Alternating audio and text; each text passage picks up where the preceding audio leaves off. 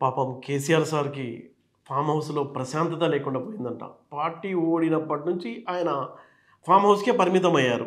అదే ప్రతిపక్షాలకు అస్త్రంగా మారింది. ఇక సీఎం రేవంత్ రెడ్డి అయితే అవకాశం దొరికినప్పుడల్లా బయటికి రా ఫామ్ హౌస్‌లో నుంచి అసెంబ్లీలో చర్చిద్దామంటూ నువ్వేం లీడర్‌వి ఇలా ఇంకెంతకాలం అక్కడే పడుంటావు అంటూ అవకాశం దొరికినప్పుడల్లా రికార్డ్ వేస్తూనే ఉన్నారాయన.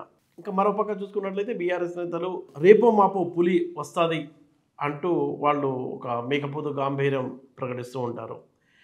మనం చూసుకున్నట్లయితే తెలంగాణ సమాజం కూడా అంటే గ్రామీణ ప్రాంతాల నుంచి పట్టణ ప్రాంతాల వరకు చాలామంది తెలంగాణకు సంబంధించిన వ్యక్తులు ప్రజలంతా సార్ బయటకు వస్తారా, వస్తే ఏం చెప్తారు, ఆయన నోటి నుంచి వినాలన్న ఆసక్తి ఉంది. మనం చూస్తున్నాం గత కొద్ది రోజులుగా 4 అంశాలపై చాలా సీరియస్గానే చర్చ జరుగుతుంది.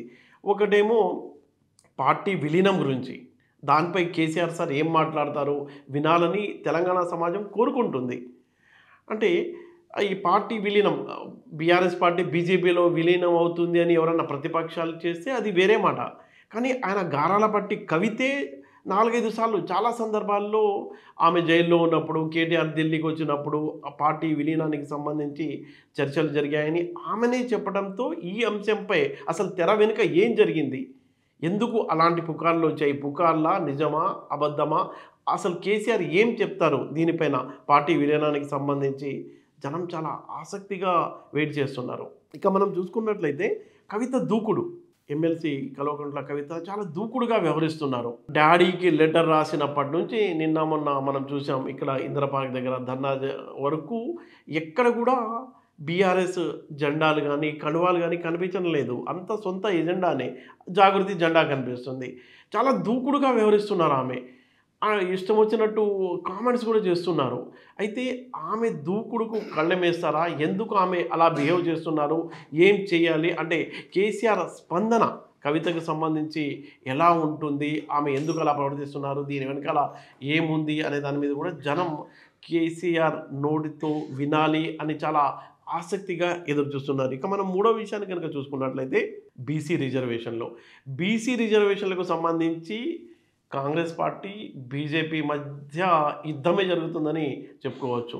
పొలిటికల్ ఫైర్ జరుగుతుంది. ఇక సీఎం రేవంత్ రెడ్డి అయితే ఓ ప్లానే చేసుకున్నారు. ఢిల్లీ వెళ్ళి జంతర్ మంతర్ వద్ద ఈ రిజర్వేషన్లకు సంబంధించి ధర్నా కూడా చేయటమే కాదు, బీజేపీ ప్రభుత్వాన్ని మోడీని శాపనార్థాలు కూడా పెట్టారు. అంటే బీసీ రిజర్వేషన్ కాంగ్రెస్ పార్టీ ఇస్తామనుకుంటుంటే అక్కడ ఆ బిల్లులో అసెంబ్లీలో పాస్ చేసి పంపించినా అది పెండింగ్లో పెట్టారంటూ ఆయన ఈ అంశాన్ని రాజకీయంగా వాడుకోవడానికి మ్యాక్సిమం ప్రయత్నం చేస్తున్న నేపథ్యంలో అసలు ఈ బీసీ రిజర్వేషన్లపై బీఆర్ఎస్ స్టాండ్ ఏంటి?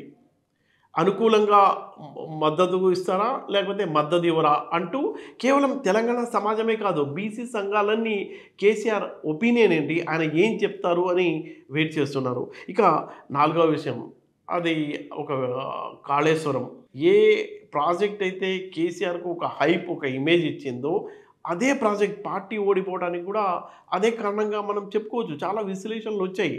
ఈ కాళేశ్వరం ప్రాజెక్టులో జరిగిన అవినీతిపై కాంగ్రెస్ పార్టీ వచ్చిన తర్వాత జస్టిస్ పిసి ఘోష్ కమిటీని వేసింది. ఆ కమిటీ సుదీర్ఘంగా విచారించి ఒక నివేదిక తయారు చేసి సబ్మిట్ చేసింది. అందులో స్పష్టంగా ఉందట అధికారులు అంటే లీకులు అధికారులు చెప్పేది ఏంటంటే ఈ మొత్తం అవినీతికి ఈ కేసీఆరే అప్పటి సీఎంగా ఉన్న కేసీఆరే పాల్పడ్డారని చెప్తున్నారు. అయితే దీనిపై ప్రభుత్వం ఇక సీఎం చెప్తున్నారంటే ఈ నివేదికపై ఏదైతే పీసీ ఘోష్ ఇచ్చిన నివేదికపై అసెంబ్లీలో చర్చిస్తాం, చర్చించిన తర్వాత ఏం చేయాలో నిర్ణయిస్తామని సీఎం రేవంత్ రెడ్డి చెప్తున్నారు.